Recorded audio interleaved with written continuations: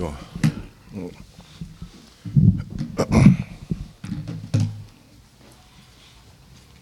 Scotty, good. Just your thoughts on the big reunion this weekend and recognize that 25th anniversary of the national championship. Well, I'm very, very excited to get an opportunity to connect with some of my teammates, guys who I've forged a lifelong bond with, to get a chance to see them honored and recognized for the accomplishments and for the things we were able to do while I played here. So for me, I'm more excited for them because I actually get an opportunity to live it every day. Being in the state, working here at the university, I get a chance to really, stick my chest out on a daily basis. So for those guys and their families that have the opportunity to experience that, I'm very, very excited for those guys. They had one of these in 2000. Oh, go ahead. Yeah, Scott.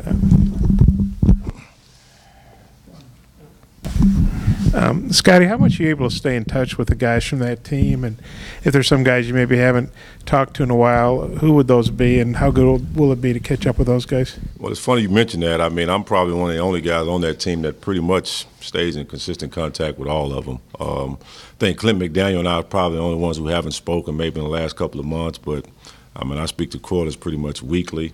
He won't be able to be here at the time due to the fact that he's working, but talk to him all the time, talk to Dwight Stewart all the time. Corey Beck is here in town. I get an opportunity to visit with him quite often. Al Dillard texts me pretty much on a weekly basis, and we talk. Roger Crawford the same. So I've always prided myself on kind of being somewhat of a connection between all of us because obviously we've all grown up and gone our own separate ways, but I take great pride in remaining in contact with those guys. 25 years later, what's the bond like with the guys? It's still close. I mean, we're getting an opportunity to connect, and even though all of us don't obviously live in this area, we remain in contact either through, social media or just texting or conversing over the phone. But I think it'll be very, very fun to share some of the stories and things that we remember from the past. But, I mean, it's just a bond that'll never be broken. Not very many teams get an opportunity to accomplish what we did.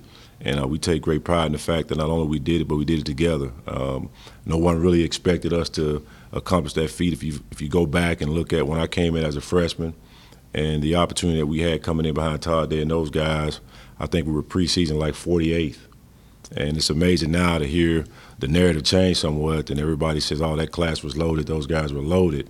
Well, it's kind of funny. Had we not won it, would we have been loaded?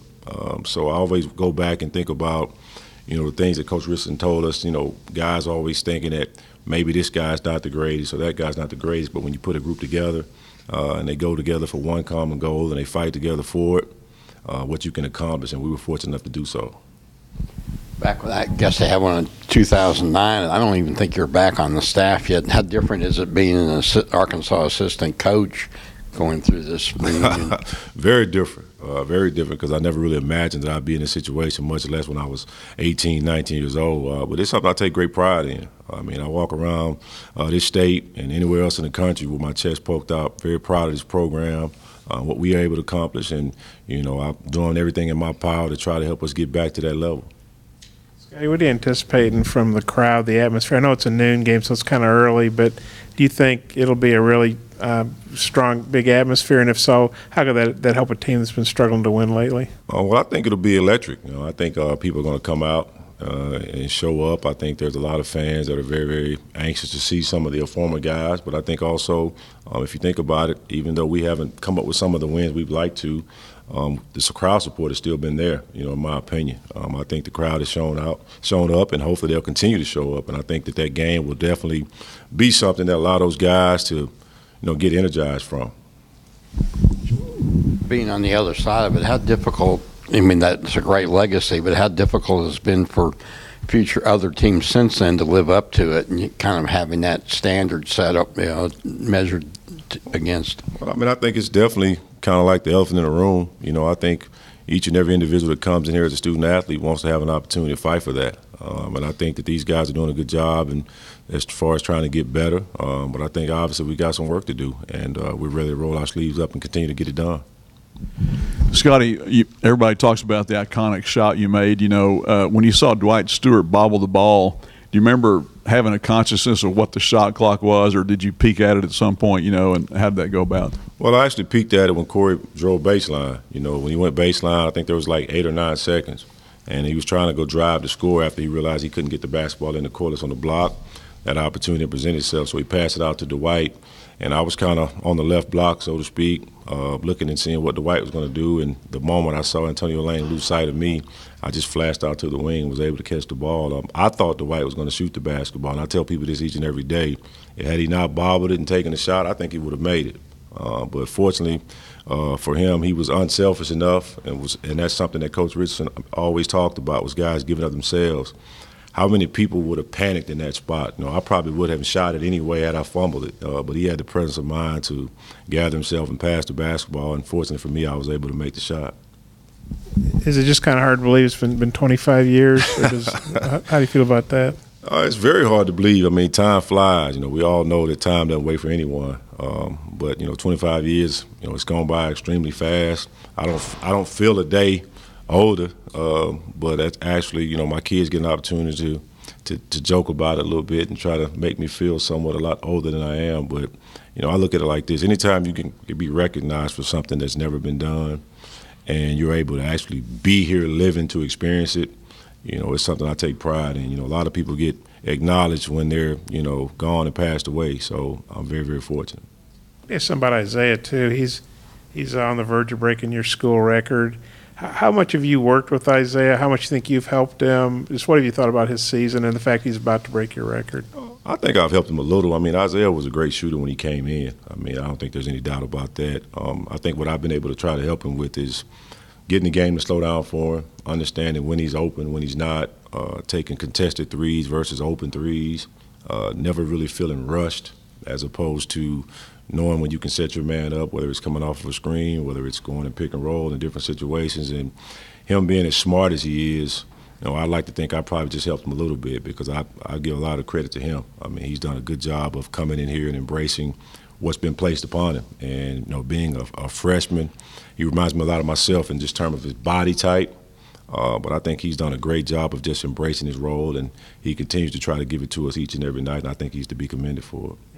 He's probably going to break your record, barring something weird. What do you think about that? And you're going to help him do it too. I mean, I want to help him break some more. I mean, I'm not really into records. For me, when I was young and playing, that was a big deal for me. But, now that my playing career is over, I hope he breaks every record, every set, because that means I'm doing my job and helping him get better. And that's my only focus, for Isaiah to get better, for our team to get better, and not so much as about me.